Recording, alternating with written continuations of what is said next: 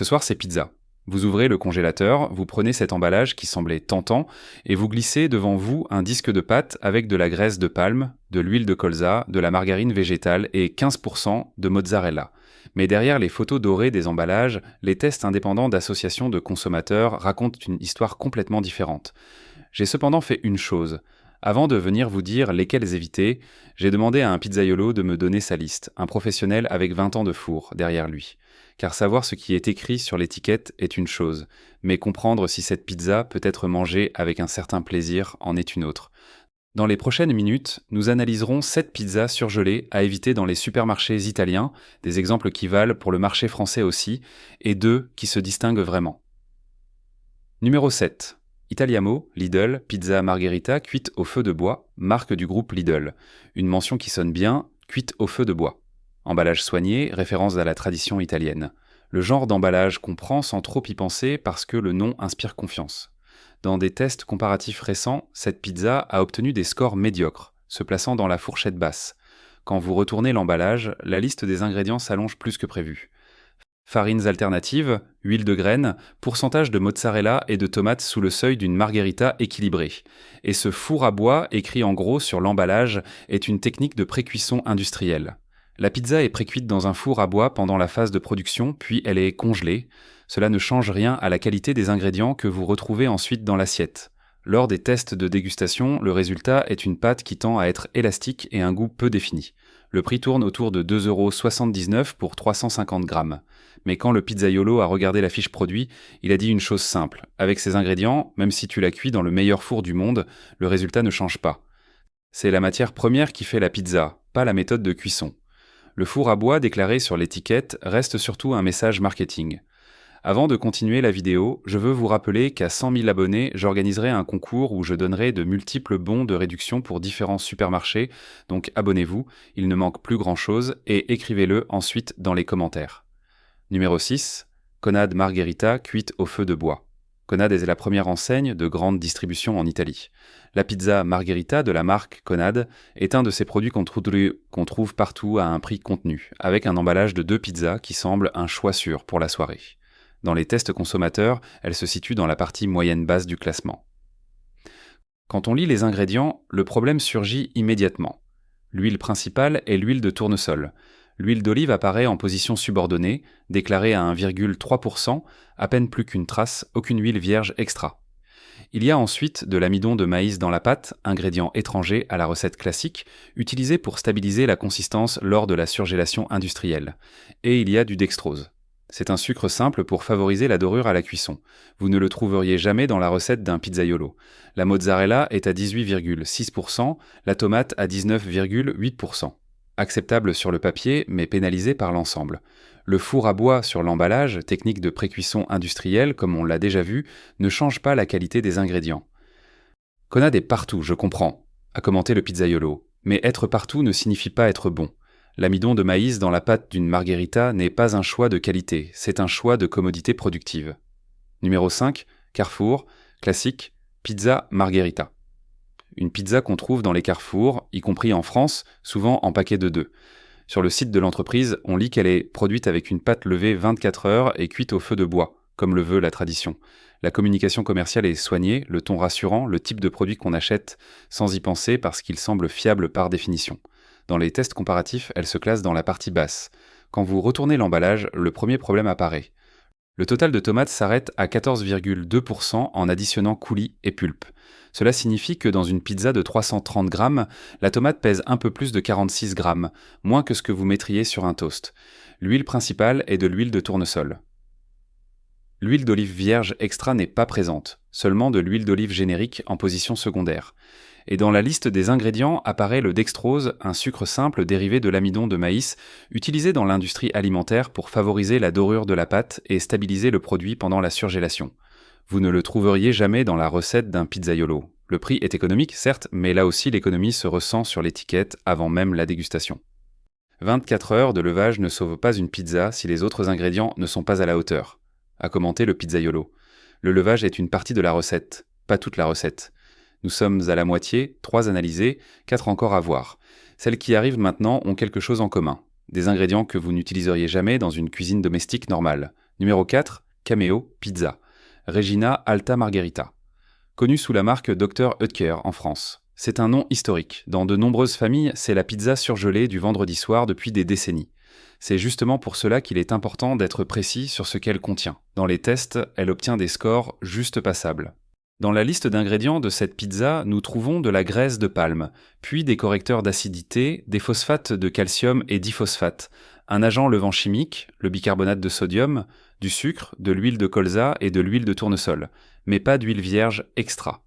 La graisse de palme dans la pâte d'une pizza est parmi les signaux les plus clairs d'une formulation construite sur l'économie des coûts, pas sur la qualité. Dans les tests de dégustation, le bord s'avère volumineux mais peu croustillant. La mozzarella, bloquée à 15%, ne développe pas le filant typique d'une mozzarella de qualité. La garniture tend à se séparer de la base pendant la cuisson. Quand je vois de la graisse de palme dans une pizza, je m'arrête déjà là, m'a dit le pizzaiolo. Ce n'est pas un ingrédient qu'on utilise pour faire une meilleure pizza. On l'utilise pour qu'elle coûte moins cher, pour la rendre plus stable dans la production industrielle et la faire durer plus longtemps au congélateur. La qualité gustative n'a rien à voir là-dedans. Numéro 3, Buitoni, la Alta Margherita. Peut-être la plus grande surprise de toute la liste. Buitoni est une marque historiquement très connue. Publicité télévisée, présence dans chaque supermarché, une longue histoire. C'est une de ces marques qu'on ne prend même pas la peine de lire, on les connaît depuis toujours et on n'y pense pas. Et pourtant, des tests récents sur les margaritas surgelées l'ont évaluée sous la moyenne. Pourquoi cette note ? Regardons l'étiquette officielle. L'huile utilisée est de l'huile de colza, pas d'huile vierge extra, ni même d'huile d'olive simple. Huile de colza. De plus, il y a du sucre dans la pâte. La mozzarella s'arrête entre 14 et 15%, la tomate à 25%. Certains tests ont souligné l'absence totale d'huile d'olive, présente pourtant dans d'autres pizzas. C'était l'une des rares pizzas utilisant de l'huile de colza. Le nom sonne bien, la Alta est rassurant, mais l'étiquette raconte une autre histoire. Le pizzaiolo, quand il l'a vue, a secoué la tête. Ce n'est pas une pâte, c'est une structure industrielle qui sert à soutenir un peu de tomate et un peu de fromage. Il n'y a rien d'autre. Une marque célèbre n'est pas une garantie de qualité. C'est le message le plus important jusqu'ici. Numéro 2. Lidl Taverna Giuseppe. Pizza Margherita. Ça sonne comme un endroit où l'on pourrait bien manger. Un nom qui rappelle la trattoria, le déjeuner de famille, le parfum du four. Un nom conçu pour vous donner cette sensation chaleureuse avant même de lire les ingrédients. Dans plusieurs tests consommateurs, l'Arbiat Tiungi Consonangi sur la Lidl Taverna Giuseppe se classe parmi les positions les plus basses. Elle a même été parmi les pizzas les plus mal notées de certains échantillons. Pourquoi ? La liste d'ingrédients inclut de la farine de riz, de la margarine, du gluten de blé ajouté. Mozzarella et tomates s'arrêtent toutes deux à 15%. Oui, toutes deux à 15%. Vous payez surtout pour de la pâte, de la margarine et un emballage avec un nom qui évoque la tradition mais ne la respecte pas. Des tests ont relevé la présence de sucre utilisé pour masquer l'acidité d'une tomate de basse qualité ou d'une pâte peu caractérisée. Taverna Giuseppe serait une trattoria où tu ne retournes pas la deuxième fois, a commenté le pizzaiolo. Et tu le comprends dès le premier coup de fourchette. Numéro 1, Eurospin Tremolini, Pizza Margherita Alta. La pire, confirmée par 2 tests indépendants avec des méthodologies différentes. Elle a obtenu les scores les plus bas. Qu'y a-t-il dedans ? Un mélange d'huile de coco, huile de soja, huile de tournesol, huile de colza et margarine végétale. 5 graisses différentes dans la pâte, dont aucune n'est de l'huile d'olive vierge extra. Mozzarella à 15%, tomate à 16%, sucre ajouté. Certains tests ont explicitement écrit que cette marque a réussi à assembler un mélange de graisses végétales qu'ils définissent eux-mêmes comme effrayant. Selon la classification NOVA, utilisée par la communauté scientifique pour évaluer le degré d'industrialisation des aliments, il s'agit d'un aliment ultra transformé. Diverses études lignent la consommation élevée de cette catégorie à un risque accru de surpoids et de maladies métaboliques. Vous ne risquez pas de tomber malade pour une pizza de temps en temps, mais en pissant mais ça vaut la peine de le savoir. Le prix est parmi les plus bas de la catégorie et est cohérent avec ce que vous recevez. Il n'y a même pas à commenter, a dit le pizzaiolo en regardant la liste des ingrédients. Ce n'est pas une pizza, c'est un produit industriel qui a décidé de se faire appeler pizza et d'utiliser la forme ronde pour nous convaincre. Maintenant que nous avons vu les 7 à éviter, passons à ce qui nous intéresse vraiment. Il existe 2 pizzas surgelées qu'un pizzaiolo peut regarder sans lever les yeux au ciel. 2 qui se distinguent par leurs ingrédients, leur transparence et leur résultat global. Une chose importante avant de procéder. Aucune pizza surgelée ne remplacera jamais celle à peine sortie du four d'une bonne pizzeria, même les meilleures. Mais au sein de l'offre industrielle, la différence entre un produit et un autre est énorme, et certaines entreprises démontrent qu'on peut faire les choses de manière plus honnête. Promu numéro 2, Esselunga Bio, pizza aux légumes avec blé camut. Dans les tests comparatifs, elle obtient de bons scores. Point fort principal, la liste d'ingrédients, courte et lisible.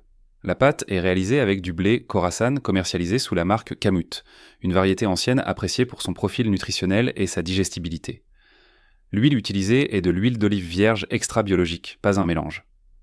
Les légumes de la garniture sont reconnaissables à la dégustation, pas seulement déclarés sur l'étiquette. Le fromage déclaré est de la vraie mozzarella au lait de vache, sans préparation ou substitut. Il n'y a pas d'additifs technologiques significatifs ni de conservateurs artificiels. Une liste d'ingrédients courte et claire est le signal le plus honnête qu'une entreprise puisse vous envoyer. Le prix est supérieur à la moyenne, mais cohérent avec des matières premières biologiques de qualité. Le pizzaiolo a regardé l'emballage et a dit « C'est la bonne direction ». Ce n'est pas une pizza napolitaine, soyons clairs, mais c'est un produit qui respecte celui qui l'achète. Promu numéro 1. Italpizza, la numéro 1, marinara. Elle obtient les scores les plus élevés dans les tests comparatifs. La marinara est l'une des recettes les plus simples de la tradition napolitaine. Tomates, ail, origan, huile d'olive vierge extra. Pas de mozzarella. C'est justement cette simplicité qui en fait le test le plus honnête pour une pizza surgelée. Tu ne peux pas te cacher derrière le fromage filant ou une garniture élaborée. Soit les ingrédients sont bons, soit ça se sent tout de suite. La pâte est faite avec de la farine de blé tendre, de l'eau, du sel et de la levure avec une longue levée.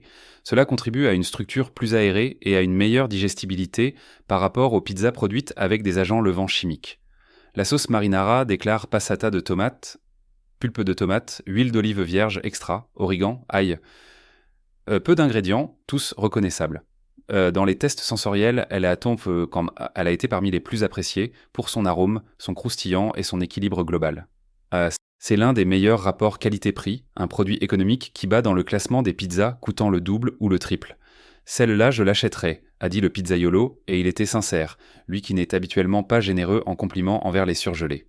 La recette est respectée, les ingrédients se sentent. Ce n'est pas la pizza de la pizzeria, mais elle ne ment pas sur ce qu'elle est, et dans le monde des surgelés, ne pas mentir est déjà un grand mérite. Les 7 règles pratiques. Vous avez la liste complète, mais la prochaine fois que vous serez au supermarché, vous pourriez ne pas vous souvenir de tous les noms. Alors voici 7 règles pratiques basées sur les critères utilisés dans les tests indépendants pour bien choisir par vous-même. Règle 1. Lisez toujours le dos de l'emballage, pas l'avant. Le nom, la photo, les textes en évidence sont de la communication commerciale.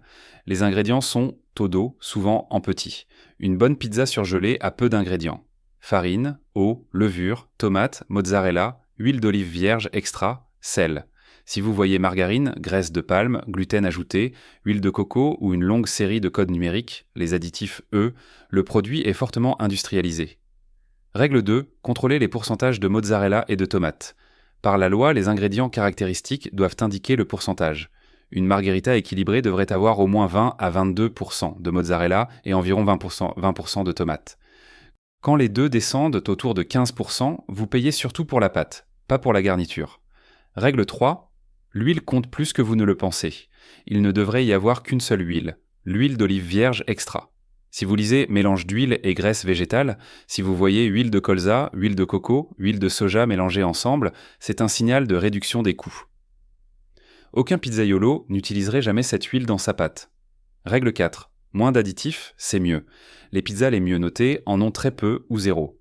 Une longue liste de correcteurs d'acidité, phosphate, agents levants chimiques est typique des produits ultra transformés. Ce n'est pas seulement une question de sécurité, c'est une question de ce que vous choisissez de mettre dans votre assiette. Règle 5.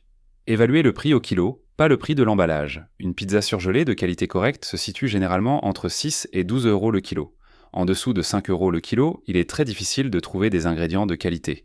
Au-dessus de 15 euros, vous payez souvent plus pour le marketing que pour la valeur réelle. Règle 6. Contrôlez le sel total.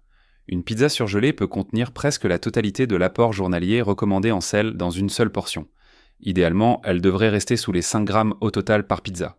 Des valeurs au-delà de 6 à 7 grammes indiquent souvent que le sel sert à compenser une saveur pauvre et non une nécessité technique de la recette. Règle 7. La méthode de cuisson est secondaire. Cuite sur pierre, four à bois, braise, ce sont des indications technologiques, pas des garanties de qualité. Oui, regardez d'abord la liste des ingrédients et les pourcentages.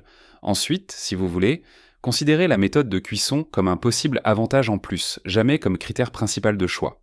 Nous avons analysé 7 pizzas surgelées qui, selon des tests comparatifs récents, se situent parmi les moins convaincantes du marché, et 2 qui se distinguent par leurs ingrédients, leur transparence et leur résultat global.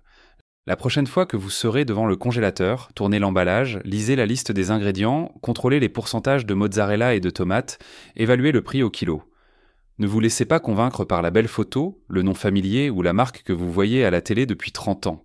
Même le pizzaiolo le plus expérimenté, face à une pizza surgelée, regarde d'abord l'étiquette, car un professionnel sait que la différence, ce sont toujours les ingrédients qui la font.